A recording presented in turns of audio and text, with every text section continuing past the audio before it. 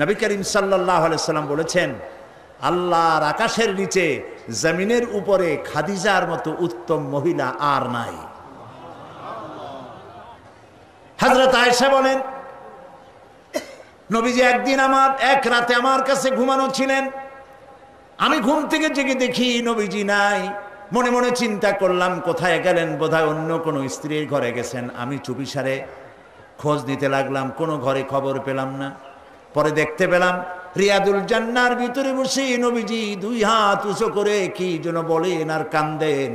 আমি পিছনে গিয়ে হাত তুললাম, শুনতে পেলাম নবীজি মুনাজাত করতে করতে এক পর্যায়ে গিয়ে বলছেন, রব্বুল আলামিন, কিয়ামতের ময়দানে যেদিন বাপ তার সন্তান হারায় ফেলবে, মা তার সন্তান হারিয়ে ফেলবে, সন্তান মায়ের চিনবে না, ওই দিন ওই কঠিন হাসরের ময়দানে আমি যেন আমার খাদিজারে হারায়া না যাই। মোনাজাত শেষে হযরত আয়েশা বলছেন, ইয়া রাসূলুল্লাহ, এই একটা বুড়ির বিয়ে করছিলেন, 25 বছর বয়সে, 40 বছরের বুড়ি। এই বুড়ির কথা এখনো আপনার মনে জাগে? এর থেকে ভালো কুমারী মেয়ে তো আপনি বিবাহ করেছেন। নবীজির মুখখানা মলিন হয়ে গেল। আল্লাহর নবী বলেন, আয়েশা, খাদিজা সম্পর্কে এমন কথা জীবনে কোনোদিন তুমি আমার সামনে আর এরকম বলো না। কারণ হলো, তোমরা সবাই আমার সুদিনের স্ত্রী, আর খাদিজা আমার এমন সময়ের স্ত্রী যখন মক্কা নগরীতে মুহাম্মদের পা রাখার জায়গা ছিল না। সমস্ত সম্পদ উজাড় করে দিয়েছে আমার জন্য, ইসলামের জন্য। না খেয়ে থেকেছে রাতের পর রাত, দিনের পর দিন। আরবের সব থেকে ধনশালিনী নারী, সমস্ত সম্পদ উজাড় করে দিয়েছেন আল্লাহর দ্বীনের জন্য। হযরত আয়েশা বলেন, আমাদের ঘরের ভিতরে তেমন গোশত রান্না বান্না খুবই কম হতো। আধপেটা অনাহারে অর্ধাহারে আমাদের দিন চলতো। যেদিন কোনো ভাগ্যক্রমে কোনো গোশত আসতো অথবা কোনো ছাগল দুম্বা জবাহ হতো, নবীজি গোশতগুলি ভাগ করে স্ত্রীদের ঘরে ঘরে দিয়া নিজে একটা পটলার ভিতরে কয়েক টুকরা গোশত নিয়ে মদিনার রাস্তায় ঘুরে বেড়াতেন। খাদিজার কোনো বান্ধবী পাওয়া যায় নাকি? খাদিজার কোনো আত্মীয়া, কোন বান্ধবী পাওয়া যায় নাকি? প্রিয় ভাই সাহেব, নবী করিম সাল্লাল্লাহু আলাইহি ওয়াসাল্লাম স্ত্রীদেরকে ভালোবাসতেন। হাদিস থেকে শোনাচ্ছি, হযরত আয়েশা কুমারী মেয়ে, তাকে বিয়ে করেছেন নবী করিম সাল্লাল্লাহু আলাইহি ওয়াসাল্লাম। গভীর রাত, চাঁদনি রাত, আধো আধো জ্যোৎস্না প্লাবিত রাত। নবীজি বলছেন, আয়েশা চলো আমরা একটু পায়চারি করে আসি। মরুভূমির ভিতরে গিয়ে বললেন, ওই যে একটা জিনিস দেখা যায়, চলো তো দৌড় মারি, কে আগে যায় দেখা যায়। বিশ্বনবী স্ত্রীর মনোরঞ্জনের জন্য দৌড় প্রতিযোগিতা করতেছেন, তাও সুবহানাল্লাহ কইতে ইচ্ছে করে না। দৌড়াইয়া হযরত আয়েশা রাদিয়াল্লাহু তাআলা আনহা তিনি আগে চলে গেলেন, রাসূলুল্লাহ পিছনে পড়ে গেলেন। হযরত আয়েশা খুব আনন্দ করলেন, দেখলেন আপনি কিন্তু দৌড়ে আমার সাথে পারলেন না। বাস এর কয়েক বছর পর আরেকদিন এইভাবে দৌড়ের প্রতিযোগিতা হলো রাতের বেলায়। আজকে হযরত আয়েশা বলছেন, ওই দিনের তুলনায় আমার শরীরটা স্থূল হয়ে গেছে, আমি একটু মুটিয়ে গেছি। দৌড়াইয়া আমি পিছনে পড়ে গেলাম, রাসূল আগে উঠে গেলেন। আমি হাঁপাতে হাঁপাতে যখন নবীজির কাছে গিয়ে দাঁড়িয়েছি, রাসূলুল্লাহ তাবাসসুম মুস্কি হেসে আমার দিকে তাকিয়ে বলছেন, আয়েশা, ওই সেই দিনের প্রতিশোধ আজ নিলাম। সুবহানাল্লাহ, সুবহানাল্লাহ। কিসের ইউরোপ, কিসের আমেরিকা, ইসলামী সভ্যতার জুতার কাছেও দাঁড়াতে পারবে না তারা। ওরা আজকে কি বলে, বিশ্ব কি দিবস, নারী দিবস পালন করে। বিশ্ব নারী দিবস, বিশ্ব মাতৃ দিবস, বিশ্ব ভালোবাসা দিবস। বিশ্ব ভালোবাসা দিবস ওদের দরকার, যাদের সারা বছরে কোনো ভালোবাসা নাই, তাদের জন্য একটা দিন ভালোবাসার বনিতা করা লাগে। আমার লাগে না, কারণ আমার জন্মই হয়েছে ভালোবাসার মধ্য দিয়ে। আর দ্বীন ওয়ান নাসিহা, ইসলাম মানেই হলো ভালোবাসা। সুবহানাল্লাহ, ইসলাম মানেই হচ্ছে ভালোবাসা। আমার জন্য আলাদা কোনো ভালোবাসা দিবসের দরকার নেই। ওই সেই 97-তে ওই হুজুররা যখন ক্ষমতায় ছিলেন, সেই সময় বিশ্ব ভালোবাসা দিবস পালন করতেছে। কি ভালোবাসা দিবস? কলেজ বিশ্ববিদ্যালয়ের ছাত্র ছাত্রীরা সরোয়ার্দী উদ্যানের গাছের গোড়ায় বসে গেছে, সব জোড়ায় জোড়ায় বাকবাকুম পায়রা। বিশ্ব ভালোবাসা। এক মন্ত্রী ঢাকা বিশ্ববিদ্যালয়ের টিএসসি মিলনায়তনে বক্তৃতা করলেন, বিশ্ব ভালোবাসা দিবসে আজ আমি ঘোষণা করতে চাই, বিল ক্লিন্টন মনিকা প্রেম অমর হোক। মন্ত্রী বললেন। আমি পার্লামেন্টে ধরলাম তাকে, বললাম, মাননীয় স্পিকার, বিল ক্লিন্টন তার মেয়ের বয়সী মনিকার সাথে যে কাজটা করেছে, সে কাজের জন্য বিল ক্লিন্টন নিজেই অনুতপ্ত। টিভি এবং রেডিওর মাধ্যমে গোটা জাতির কাছে ক্ষমা চেয়েছে। আর হিলারির পাও রাতের বেলায় কতবার ধরেছে হিলারি আর তিনিই জানেন। যে অপরাধের জন্য তিনি নিজে অনুতপ্ত, সেই অপরাধের বিষয়টা নিয়ে একটা মন্ত্রী কতটা চারিত্রিক দিক থেকে হীনমন্য হলে ছাত্রছাত্রীর সামনে বলতে পারে বিল ক্লিন্টন মনিকা প্রেম অমর হোক। বললাম, মাননীয় স্পিকার, একদিকে নাচুনে বুড়ি, আরো যদি পায় ঢোলের বাড়ি, তাহলে অবস্থাটা কোথায় গিয়ে দাঁড়ায়? আমার দেশে, মুসলমানদের দেশে বিশ্ব ভালোবাসা দিবসের কোনো প্রয়োজন নাই। বিশ্ব নারী দিবস পালন করা, বিশ্ব কন্যা দিবস পালন করা ওদের দরকার, যার দেশে নারীর কোনো মর্যাদা নাই, যেখানে কন্যার কোনো মর্যাদা নাই, যেখানে মাতৃত্বের পিতৃত্বের মর্যাদা নাই, সেখানে প্রয়োজন। আমার দেশে প্রয়োজন নাই। দিবস পালন করতে করতে এখন কিসব দিবস পালন করতেছে। কালকের পত্রিকায় দেখলাম বিশ্ব পায়খানা দিবস। আমি জানি না আপনারা বিশ্বাস করবেন কিনা, আমার নিজের চোখ দিয়ে দেখছি, নিজের চোখ দিয়ে দেখছি। পত্রিকাটার নাম আমি নিলাম না, এটা জঘন্য পত্রিকা, এখন বুঝে নিতে পারে। বিশ্ব পায়খানা দিবস, নওজুবিল্লাহ, মানে তালাশ করে পায় না, করবে কি? এরপরে দেখলাম ঢাকায় দেওয়ালে লেখা বিশ্ব চিন্তা দিবস। তো বিশ্ব চিন্তা দিবসের এটার থিমটা কি, করবেটা কি? তো যারা আয়োজক তারা বলল যে আমরা ওই বিশ্ব চিন্তা দিবসে রাস্তার মোড়ে মোড়ে বসে চিন্তা করব যে আদৌ কোনো ব্যাপারে আমরা চিন্তা করতেছি কিনা। নওজুবিল্লাহ, পাগল কি গাছে ধরে? প্রিয় ভাই সব, আল্লাহ রাব্বুল আলামিন নারীর অধিকার দিয়েছে, কোরআন দিয়েছে, হাদিস দিয়েছে। বুক ভরে বলেন আলহামদুলিল্লাহ। প্রিয় ভাই সব, ইসলাম দিয়েছে নারীর অধিকার। রাসূলুল্লাহ বলছেন, আদ-দুনিয়া কুল্লুহা মাতাউন ওয়া খায়রুল মাতাইদ দুনিয়া ইমরাতুস সালিহা। এই পৃথিবীর সব কিছু হলো সম্পদ, তার মধ্যে শ্রেষ্ঠ সম্পদ হচ্ছে সালেহা, নেককারিনী, সতীসাধ্বী নারী। আলহামদুলিল্লাহ বলেন। আল্লাহর নবী বলেন, আমার কাছে তিনটি জিনিস প্রিয়, নামাজ আমার কাছে প্রিয়, সুগন্ধ আমার কাছে প্রিয়, আর স্ত্রী আমার কাছে প্রিয়। সুবহানাল্লাহ, এই তিনটি জিনিস আমার কাছে প্রিয়। আপনার স্ত্রীকে আপনি তো এই জন্য তাকে সম্মান করবেন, ভালোবাসবেন, অনেক কারণ আছে। একটা কারণ তো এই, যেই রাস্তা দিয়ে আপনি জাহান্নামে যেতেন, সেই রাস্তায় আপনার স্ত্রী প্রহরীর মতো রাত দিন দাঁড়িয়ে আছে, সেখানে ব্যাখ্যা দেওয়ার কোনো প্রয়োজন নেই। সুতরাং আপনার স্ত্রীকে আপনি ভালোবাসবেন এবং তাকে আপনি সম্মান দিবেন। ইসলাম নারীকে অর্থনৈতিক অধিকার দিয়েছে, বলেছে ফাতুহুন্না উজুরাহুন্না ফরিদা, ফরজরূপী দায়িত্ব হিসাবে মহারণার টাকা আদায় করে দাও।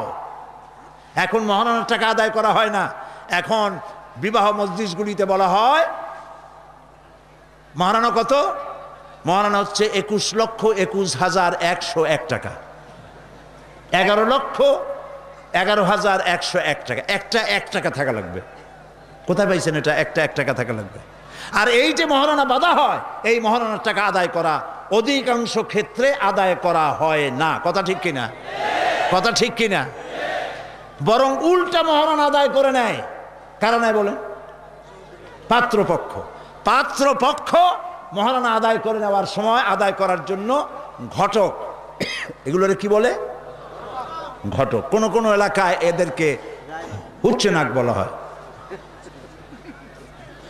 এদের কাজ হলো পরস্পরের মধ্যে বিবাহ দিতে গিয়ে মিথ্যা কথা বলা, উচ্চনাক।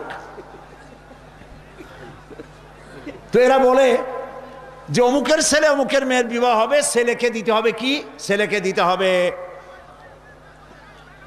ল্যান্ড ক্রুইজার, ছেলেকে দিতে হবে গুলশানে বাড়ি, 10 লক্ষ টাকা ক্যাশ, মঙ্গল গ্রহে অফিস।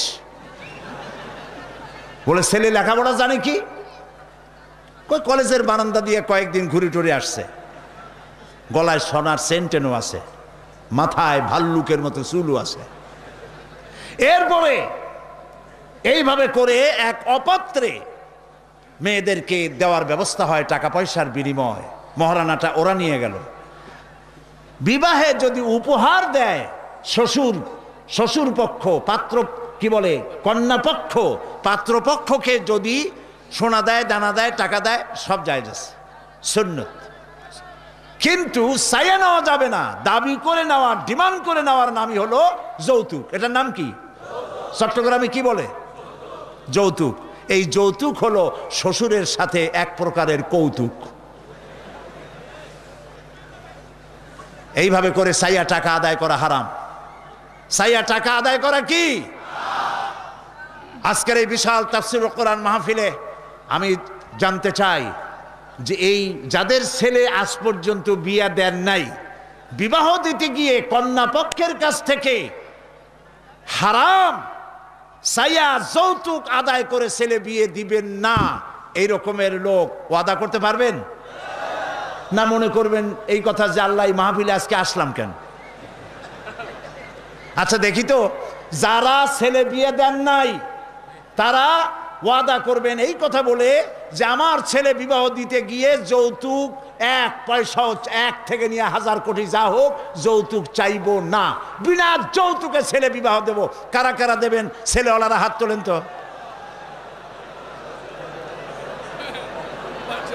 ও মাশাআল্লাহ, বাচ্চা পোলাপান হাত উঠেছি কি কামে? তোমরা তো মা ভাও নাই এখন।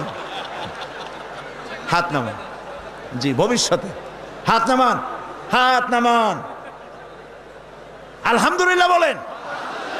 যৌতুক এক সামাজিক ব্যাধি, এই ব্যাধি বন্ধ করতে হবে এবং চট্টগ্রাম থেকেই এটার আন্দোলন শুরু হবে ইনশাআল্লাহ। বলেন ইনশাআল্লাহ। প্রিয় ভাই, সব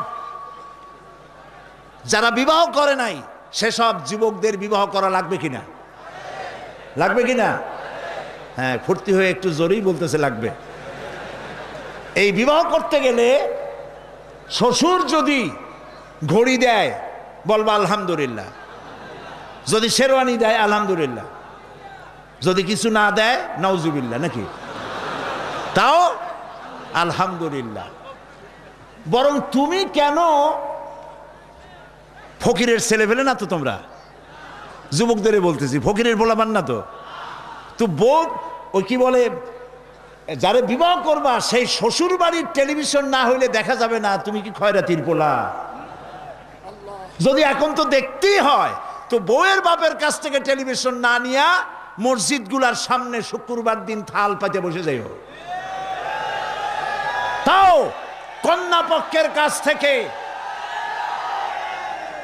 পক্ষের কাছ থেকে চাইয়া নিবা না। কিছু দিলে আলহামদুলিল্লাহ, না দিলেও বিনা যৌতুকে নিজের পায়ে দাঁড়াইয়া চাকরি করে বিয়ে করবা। চাকরি কামাই রোজগার না করিয়া নিজে বাপের হোটেলে খাও, আরো একজন আনিয়া মেহমান বানাইও না। কাজ করবে, চাকরি করবে, ব্যবসা করবে, তারপরে নিজের টাকা দিয়া, বাপের টাকা দিয়া বিয়ে করিয়া বউরে রানী বানাইয়া ভালোবাসার সিংহাসনে বসাবে, তাকে কোনো কিছু খোটা দিবে না। এটা এই জন্য বলি, বাংলাদেশে একটা কি বলে ওটাকে, যৌতুকের একটা গরু দেওয়া হয় নাই, টেলিভিশন দেওয়া হয় নাই বলে গরুর মতো পিটিয়ে স্ত্রীকে হত্যা করা হয়েছে। হাজারো ঘটনা বাংলাদেশে আছে। বিনা যৌতুকে বিয়ে করবে যে সব বীর তরুণ চট্টলার যুবকের এবার হাত উঁচু করে দেখা। ও মাশাআল্লাহ, এখন তো দেখা যায় কেউ বিয়ে করে নাই।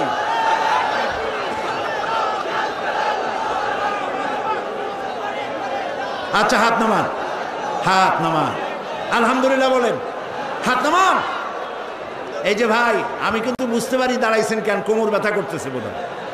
বসেন, কোমর ব্যথা আল্লাহ ভালো বানাই দেবেন, জোরে কোন আমিন। আরে ভাই বসতে বলছি, বসেন। কোমর ব্যথা হলে তো আমারও করবে, আমি তো বসা। বসেন, সবাই বসেন। প্রিয় ভাই সব, তাহলে একটি বড় রকমের অপরাধ থেকে চট্টগ্রামকে মুক্ত করার জন্য আন্দোলন শুরু করা হলো, বলেন আলহামদুলিল্লাহ। প্রিয় ভাই সব, আল্লাহ তাআলা এই নারী যখন বিবাহ হলো, আল্লাহ তাআলা তাকে অধিকার দিলেন, শিক্ষার অধিকার, লেখাপড়ার অধিকার, পড়ার অধিকার, সব অধিকার দিলেন। এরপরে দিলেন তাকে মা বানায় দিলেন। কদিন পরে কি হয়ে গেল? মা হয়ে গেল। সুবহানাল্লাহ। এখন কিন্তু ইজ্জত আরো বাড়লো। মা হওয়ার পর ইজ্জত কি হইল? আরো বেড়ে গেল। আল্লাহর নবীর কাছে প্রশ্ন করা হয়েছে। এক সাহাবী এসে বলছেন, সালা রাজুলুন ইয়া রাসূলুল্লাহ মান আহাক্কুন নাস বিহুসনি সাহাবাতি ক্বালা উম্মুক ক্বালা সুম্মা মান ক্বালা উম্মুক ক্বালা সুম্মা মান ক্বালা উম্মুক ক্বালা সুম্মা মান ক্বালা আবুক। সুবহানাল্লাহ। একজন এসে নবীজির কাছে প্রশ্ন করলেন, ইয়া রাসূলুল্লাহ, মানুষের ভিতরে আমি কার যত্ন করব, কার খেদমত করব, কার সাথে ভালো ব্যবহার করব, আমার কাছে সব থেকে ভালো ব্যবহার কে পেতে পারে? নবীজি বললেন, তোমার মা। সাহাবী প্রশ্ন করলেন, তারপরে কে? রাসূলুল্লাহ বললেন, তোমার মা। তারপরে কে? তোমার মা। তারপরে কে? তোমার পিতা। পিতার চাইতে মায়ের মর্যাদা আল্লাহ পাক কয় গুণ বাড়ালেন? সবাই বলেন কয় গুণ? 3 গুণ আল্লাহ বাড়ায় দিলেন। আল্লাহ রাব্বুল আলামিন কোরআনের কারীমের ভিতরে বলেছেন, ওয়াকাদা রাব্বুকা আল্লা তা'বুদু ইল্লা ইয়াহু ওয়া বিল ওয়ালিদাইনি ইহসানা।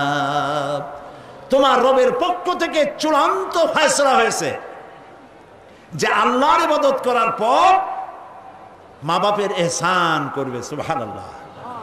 আর আমার দেশের লোকেরা কি বলে, কি করে? লক্ষ্য করতেছেন আপনারা? আল্লাহ বলেন কি আর বান্দারা করে কি? আল্লাহ বলছেন মা বাপের খেদমত করো। আমার ইবাদতের পরে আল্লাহর পরেই স্থান কার? চিল্লায় বলেন। আমাদের লোকেরা বোঝে না, না বুঝা চলে যায় ভালো কোনো খাবার, ভালো কোনো ফল কোনো হজরত, কোনো পীর সাহেবের দরবারে নিয়ে হাজির করলে, হ্যাঁ দেন, পীর সাহেবকে হাদিয়া দিবেন, দেন, কিন্তু আগে দিবেন মায়েরে। আপনার কাছে, সন্তানের কাছে সব থেকে বড় পীর হচ্ছে মা। বলেন সব থেকে বড় পীর কে? মা আর বাবা। মা আর এই দুজন হচ্ছে আপনার কাছে সব থেকে বড় পীর। পীর সাহেবের দোয়া কবুল হবে কি হবে না, আলেম সাহেবের দোয়া কবুল হবে কি হবে না, সন্দেহ আছে। 50-50, দোয়া কবুল হইলেও হইতে পারে, না হইলেও না হইতে পারে। কিন্তু মা বাপ যদি দোয়া করে, আল্লাহর দরবারে দোয়া মঞ্জুর হয়ে যায়, 100% দোয়া কবুল হয়ে যায়। সুবহানাল্লাহ বলে। প্রিয় ভাই সব, আল্লাহ রাব্বুল আলামিনের নবী বলেন, মা বাবা যখন দোয়া করে সন্তানের জন্যে, যখন দোয়া করে, বন্দুক দিয়া গুলি করলে সেই গুলি তার লক্ষ্য বস্তুর কাছে যেতে যত না দেরি হয়, মা বাপের দোয়া বা বদদোয়া আল্লাহর দরবারের থেকে দ্রুত গতিতে চলে যায়। মাকে খাওয়াও। বুড়া মা আছে না? বলেন আছে না? মা যখন বুড়া হয়ে যায়, বউয়ের কথা মতো সন্তান মায়ের সাথে খারাপ ব্যবহার করে, মুখ মলিন করে থাকে, কথা বলে না, আর মনে মনে বলে, প্রকাশ্য বলে, অনেকের সামনে বলে, বুড়ি মরে না কেন? নাউজুবিল্লাহ। বলেন নাউজুবিল্লাহ। তুমি কারে মরতে বলো? কারে মরতে বলো? তোমার মা, তোমার যখন অসুখ হয়েছে, যত্ন করেছি, বুকের সাথে আগলায় ধরেছে, সারা রাত শিয়রে বসে বসে, বিদ্যুৎ ছিল না ঘরে, কেরোসিনের ল্যাম্প জ্বালায়া, চেরাগ জ্বালায়া কোরআন শরীফ তেলাওয়াত করেছে। আর শেষ রাতি দুইখানা হাত রব্বুল আলামিনের দরবারে তুলে দিয়ে কেঁদেছে, রব্বুল আলামিন আমার বাঁচাধনকে আমার জীবনের বিনিময় আল্লাহ তুমি বাঁচাইয়া দাও। যে মা বললেন আমার জীবনের বিনিময় আমার ছেলে তুমি বাঁচাও, মেয়েরে বাঁচাও, সেই ছেলে বড় হইয়া বইয়ের পাগল হইয়া বলে বুড়ি মরে না কেন? নাউজুবিল্লাহ, নাউজুবিল্লাহ। মাকে সম্মান করুন, মাকে ভালোবাসুন।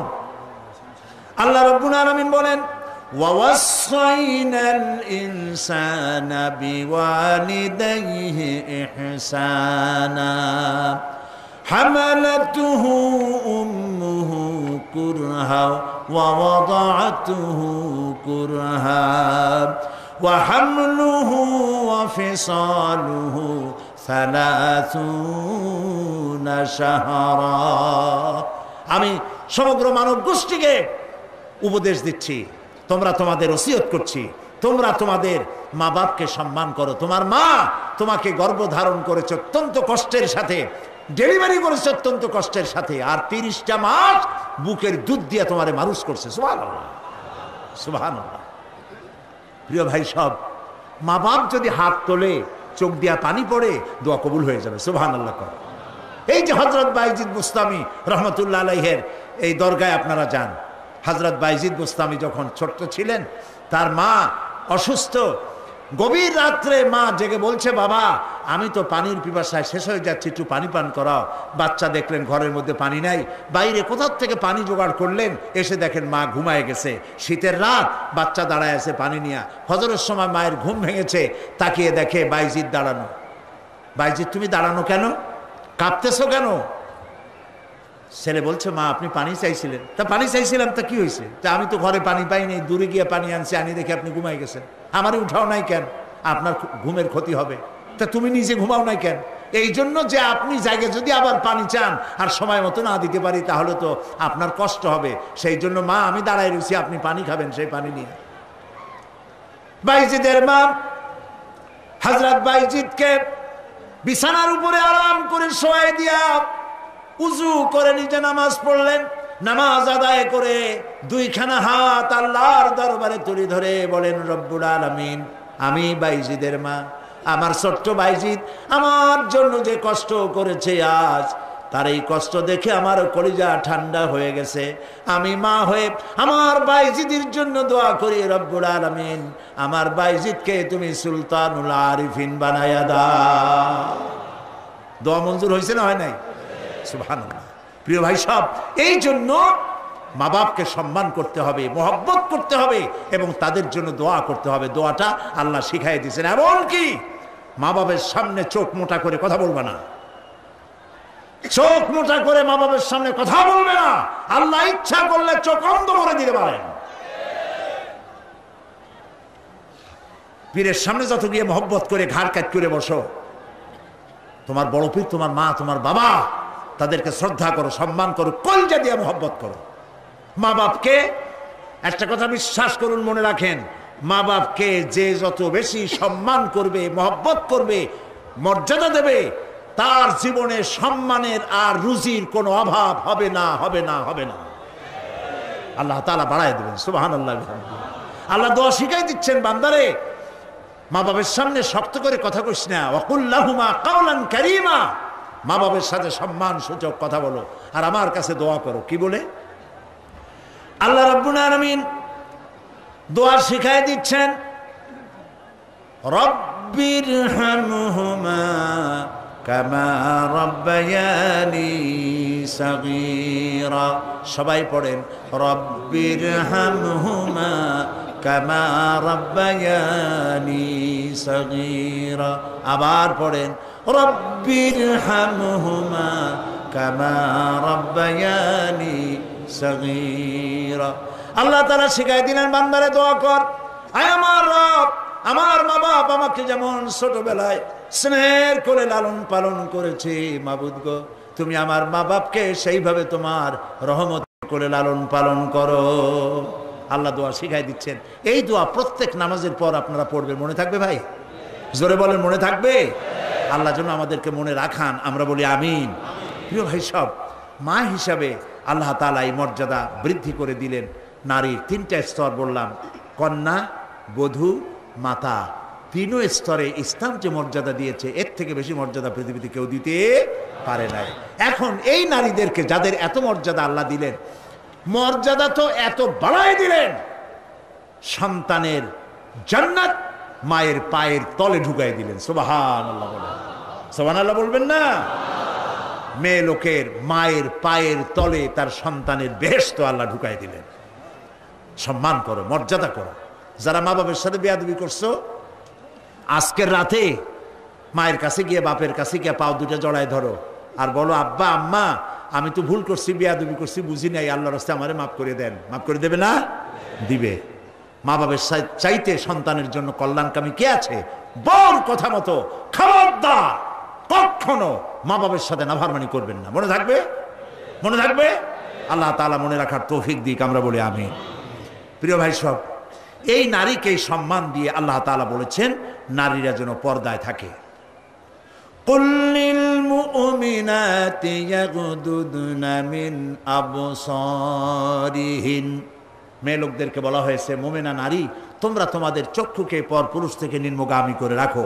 ওয়াহফাজনা ফুরুজাহুন্না, আর তোমাদের যৌনাঙ্গ সমূহ এগুলিকে তোমরা হেফাজতে রাখো, এগুলি লজ্জাস্থান সমূহ হেফাজতে রাখো, যা মানুষকে দেখিও না। ওয়াকারনা ফি বুয়ুতিকুন্না ওয়ালা তাবাররাজনা তাবাররুজাল জাহিলিয়াতিল উলা, আর তোমরা তোমাদের ঘরের মধ্যে থাকো ওই জাহিলিয়াতের যুগে যে ধরনের সাজসজ্জা করে রাস্তায় বেরোতো, ঠাক ঠমক করতো, রূপচর্চা করতো মানুষের সামনে, পরপুরুষের সামনে, জাহিলি যুগের মতো তোমরা বেরিও না। কে বলতেছেন? আল্লাহ বলতেছেন, আল্লাহ পাক বলছেন ওয়াকারনা ফি বুয়ুতিকুন্না, ঘরের মধ্যে থাকো। এই ঘরের মধ্যে থাকার অর্থ কিন্তু এই নয় যে ঘরের মধ্যে পড়ে থাকো, লেখাপড়া করো না, চাকরি বাকরি করো না, এটা কিন্তু নয়। বরং নবী করিম সাল্লাল্লাহু আলাইহি সাল্লামের যুগে মহিলা সাহাবীরা ব্যবসা করেছেন।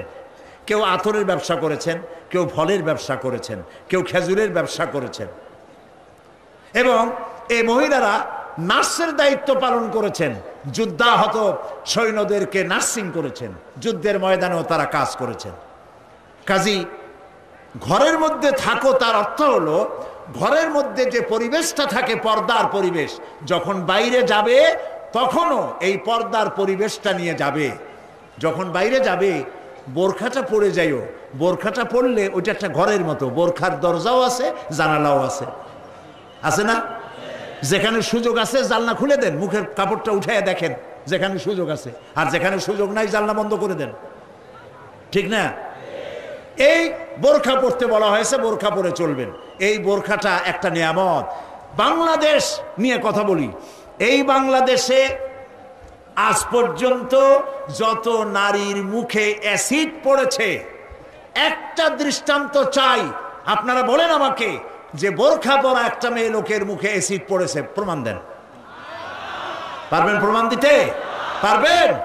কেন পারবেন না বলেন? কারণটা কি? কারণ হলো এই, মেয়ে লোকটা যখন বোরখা পরলো সে আল্লাহর হুকুম পালন করলো। কার হুকুম পালন করেছে? আর তখন আল্লাহর দায়িত্ব হয়েছে নারীর সতীত্বের এবং তার শরীরের হেফাজতের দায়িত্ব নেওয়া। এই জন্য বোরখা পরা নারীর মুখে অ্যাসিড পড়ে না। মা বোনেরা যারা আজকে রাস্তায় বসে, প্যান্ডেলে বসে, বিভিন্ন জায়গায় বসে, বাড়িতে বসে আমার কথা শুনছেন, আমি মা বোনদেরকে বিনীতভাবে আরজ করি, যখন আপনি বোরখা ছেড়ে, যে সব মেয়েরা রূপচর্চা করে চুল পিছনে ছেড়ে দিয়ে লিপস্টিক লাগায় রূপচর্চা করে যখন কোনো দোকানে যায়, তখন দোকানের সেলসম্যান বলে, ভাবি আসেন আসেন, এই শাড়িটা পরলে আপনার দারুণ মানাবে। আরে শয়তান, শাড়ি বদলে মানাবে কিনা তার স্বামী বলবে তুই কেনা। এখন দোকানদার যদি ভাবি বলে তাতে কি মর্যাদা বাড়ে? বাড়ে না। আপনি দেখেন, বোরখা পরেন, চাদর পরেন, দোকানে যান, দোকানি বলবে খালাম্মা, চাচি আম্মা, বসেন বসেন, সম্মান করে বসতে দেবে এবং আপনার সামনে কাপড়গুলি খুলে ধরবে যেটা আপনার প্রয়োজন নেবেন। তাহলে বোরখায় কি সম্মান কমায় না বাড়ায়? কমায় না বাড়ায়? মা বোনেরা বোরখা পরুন, চাদর পরুন। আপনার মেয়ে কলেজ গোয়িং, ইউনিভার্সিটি গোয়িং, যেসব বয়সপ্রাপ্ত মেয়ে আছে, আল্লাহ কোরআনে বলেছেন এমন একটা চাদর পরো যেই চাদরটা পরলে পরে মাথাটা, বুকটা, গলাটা ঢাকা হয়ে যায়, এমন একটা চাদর পরো।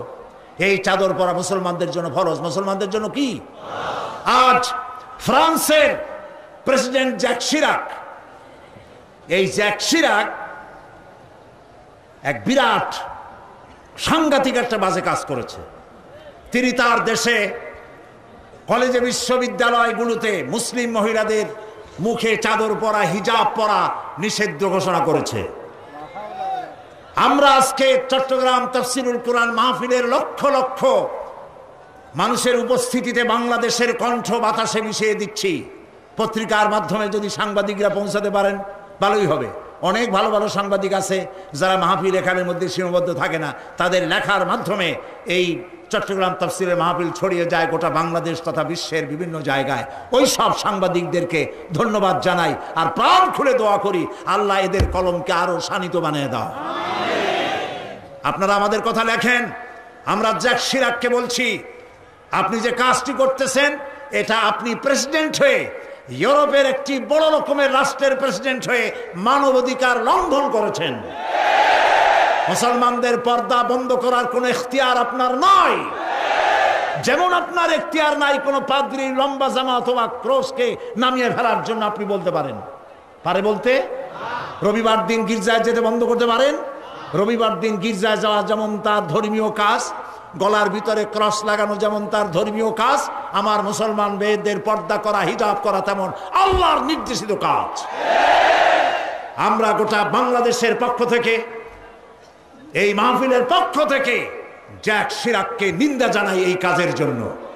আমরা আহ্বান জানাবো, পৃথিবীর মধ্যে কোন রাষ্ট্র যা করে নাই আপনি সেই খারাপ দৃষ্টান্ত করে আপনার কপালকে খারাপ করবেন না। প্রিয় ভাই সব, নারীর জন্য আল্লাহ পর্দা করেছেন, আর এই পর্দা হলো তাদের জন্য নিয়ামত। সেই নিয়ামত তারা ধারণ করবেন, আল্লাহ তাআলা তাহলে সন্তানগুলো ভালো বানাই দিবেন। কোন আলহামদুলিল্লাহ, বলেন আলহামদুলিল্লাহ। আচ্ছা বলেন, মৃগনাভি কস্তুরী ছাগলের পেটে হয় না হরিণের পেটে হয়? হরিণের পেটে হয়। হরিণ থাকে কোথায়? গাছের মধ্যে, পর্দার আড়ালে। ছাগল থাকে কোথায়? মাঠে ঘাটে, পথে ঘাটে, যেখানে সেখানে। কাজে ছাগলের মৃগনাভি তো ভালো, ওর দড়ি ধরলেও গোসল ওয়াজিব হয়ে যায় দুর্গন্ধের ঠেলা। আর জঙ্গলের ভিতরে হরিণ থাকে, মৃগনাভি কস্তুরী আল্লাহ দান করেন, যার সুগন্ধ এখানে নাড়া দিলে সারা মাহফিল বিমোহিত হয়ে যাবে। আল্লাহ নিয়ামত পর্দায় থাকে। নারীদেরকে আল্লাহ পর্দায় থাকতে বলেছেন। এই পর্দায় থাকলে পরে কস্তুরী সম সন্তান আল্লাহ দান করবেন। আর যদি পর্দায় না থাকেন, যে সন্তান হবে হবে মিস্টার বল্টু বাবু, মন্টু মিয়া। ভয়ের চোটে মানুষ অস্থির, তার চোখ গর্তের ভিতরে কি খাইছে, চোখ গেছে গর্তের মধ্যে। 2 কেজি চাউল মাফা যায় 2 চোখে, চুল মাথা দিয়ে ঝুলানো। প্যান্ট পরছে, সে প্যান্ট পরা অবস্থায় সেলাই করছে না কেমনে করছে আল্লাহ জানে। জুতার মধ্যে এত বড় বড় লোহা বটন লাগানো, গলায় এত বড় মোটা চেইন। জাহান্নামের আগেই সালাসিলা ওয়া আগলালাম ওয়া সাইরা, জাহান্নামের শিকল আগেই পড়ছে গলায়।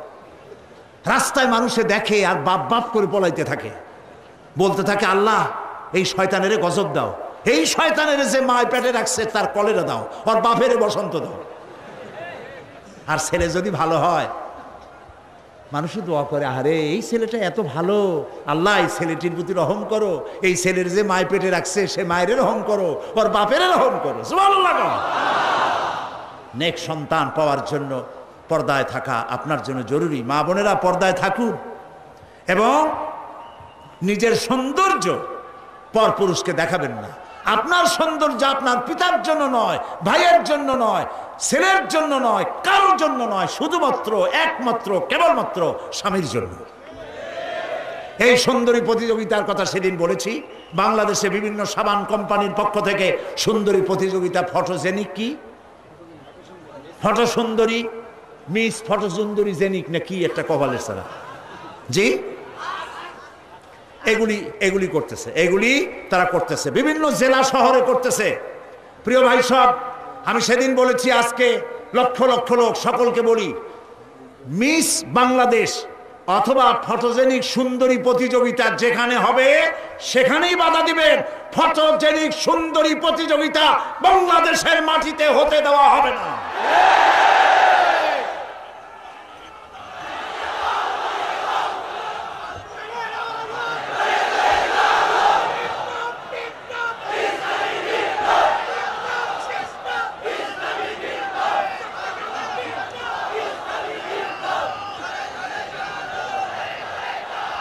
তারা একটু একটু করে আগাচ্ছে, আমরা সহ্য করি কদ্দূর দেখাচ্ছে। আপনারা যদি কথা না বলেন তাহলে এরপরে মিস বাংলাদেশ শুরু হবে। মিস বাংলাদেশ এখনো করতে পারে নাই, সাহস পায় নাই, এখন ছোট্ট ছোট্ট করে করতেছে। এরপরে মিস বাংলাদেশ করবে।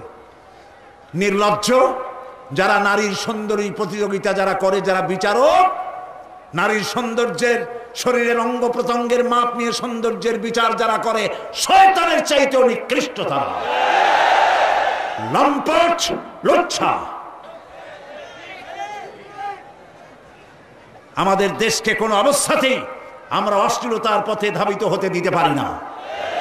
আমি সেদিনও বলেছি, এই রোগ তাড়াতে গিয়ে যুবকদেরকে জেনার দিকে আকৃষ্ট করা হচ্ছে।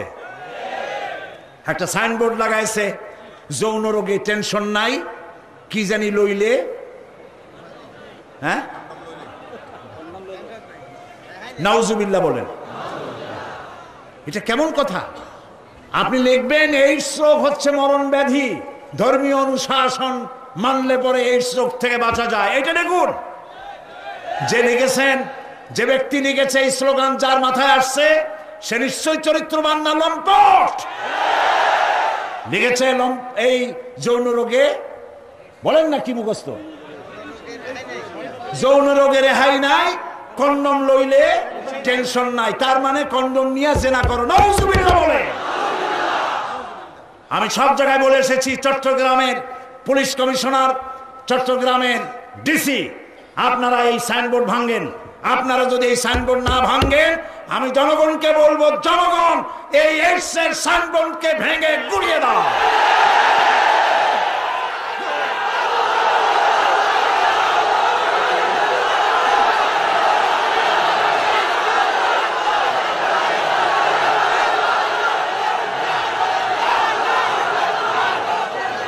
প্রিয় ভাই সব,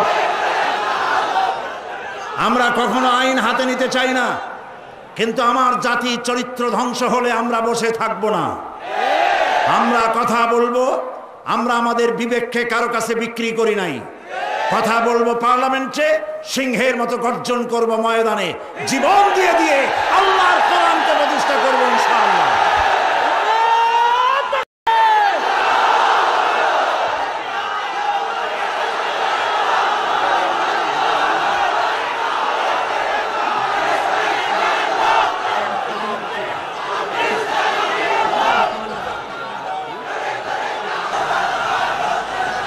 প্রিয় ভাই সব,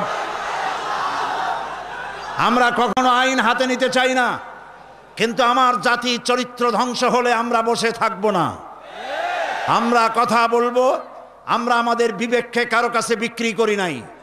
কথা বলবো পার্লামেন্টে, সিংহের মতো গর্জন করব ময়দানে, জীবন দিয়ে দিয়ে আল্লাহর কোরআনকে প্রতিষ্ঠা করব ইনশাআল্লাহ।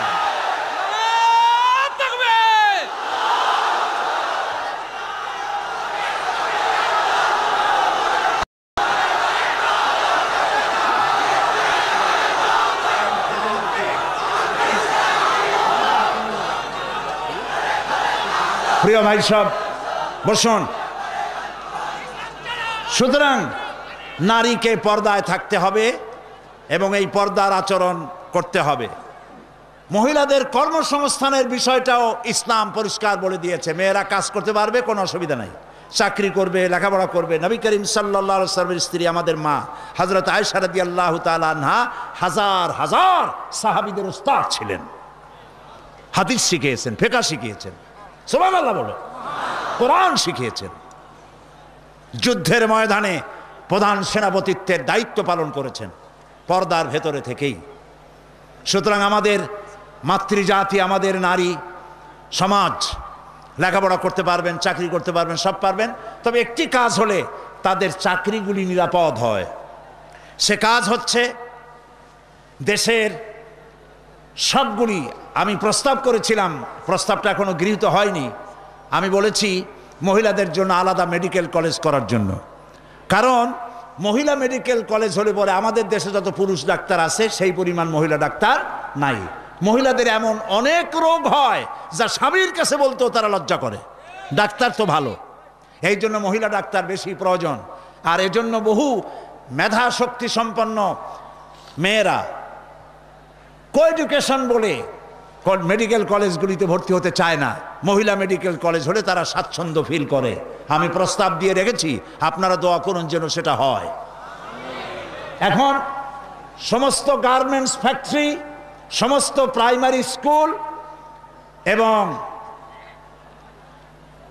হসপিটালের মহিলা হসপিটাল, মহিলা ক্লিনিক ইত্যাদি, এগুলি যদি মহিলাদের দায়িত্বে দিয়ে দেওয়া হয় তাহলে মহিলারা নিরাপদে চাকরি করতে পারেন। বিশেষ করে সমস্ত প্রাইমারি স্কুলগুলি মাস্টার, পুরুষ মাস্টারদেরকে অন্যত্র কাজ দিয়া সমস্ত প্রাইমারি স্কুলগুলি যদি মহিলাদের হাতে ছেড়ে দেওয়া হয়, মহিলা শিক্ষয়িত্রীদের কাছে, তাহলে ছেলেরাও মায়ের মতো আদর পায়া শিখবে আর মায়েরাও নিরাপদে সতীত্ব সম্ভ্রম বজায় রেখে তারা চাকরি করতে পারবে। এরকম একটি চিন্তা চলছে, আপনারা দোয়া করেন যেন আল্লাহ তাআলা এ ব্যবস্থা করে দেন। প্রিয় ভাই সব, আর একটি কথা, এখানে একটি মসজিদ আছে কোথাও, কাদিয়ানীদের একটা মসজিদ। কোন জায়গায় নাম বলেন? আহমদিয়া চকবাজার। এইখানে একটা মসজিদ আছে কাদিয়ানীদের, বাইতুল বাসেত মসজিদটার নাম। মুসলমানেরা জানে না বলে সেখানে নামাজ পড়তে যায়। মনে রাখবেন, কাদিয়ানীরা যে মসজিদ বানায় ওইটা মসজিদ না, এটা উপাসনালয়। কাদিয়ানীদের মসজিদে মুসলমানদের নামাজ হবে না, হবে না, হবে না। কারণ গোলাম মোহাম্মদ কাদিয়ানী কাফের, আর তাকে যারা নবী মানে তারাও কাফের। তাদের সাথে মুসলমানদের না না না, থামেন, এই যে বসেন। আমি কিন্তু এই গরম স্লোগান পছন্দ করি না। কি জ্বালায় পোড়াই দেবেন আপনি? জ্বালানো পোড়ানোর মধ্যে আমরা নাই। আমরা আছি, হক কথা বলি। তাদের অধিকার আছে দেশে থাকার, যেমন হিন্দু, খ্রিস্টান, বৌদ্ধ সকল জাতি যেমন এখানে সাম্প্রদায়িক সম্প্রীতি নিয়ে আছে, কাদিয়ানীরাও সেভাবে থাকবে।